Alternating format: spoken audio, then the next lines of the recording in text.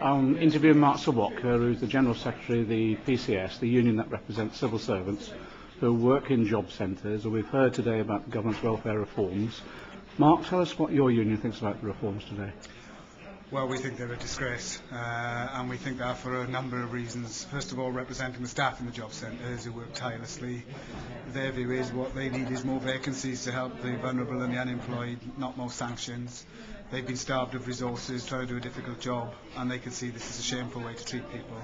And threatening more privatisation of their services is deplorable. But also on a wider basis, we think what the government's doing shows it's completely lost its moral compass. In a week where they confirm less than 1 in 1,000 of the rich are prosecuted for tax evasion, they're turning all their guns on the poor and most vulnerable, stigmatising people who can't have a job or have a disability, threatening to introduce workfare for benefit.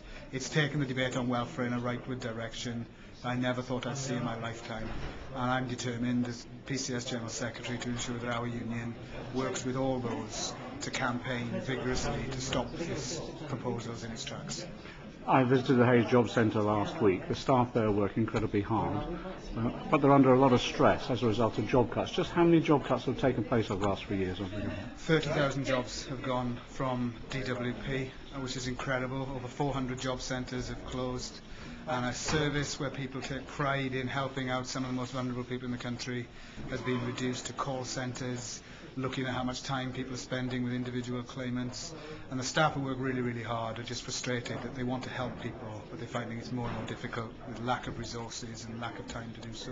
So we want the government to think again and give us real help, properly resource the job centre and help people in this time of recession. We need to stop the privatisations, we need to put more resources in so that people can have a real decent service. We need to end this nonsense of payment by results, which can result in fraud and giving companies the ability to force people into dead-end jobs.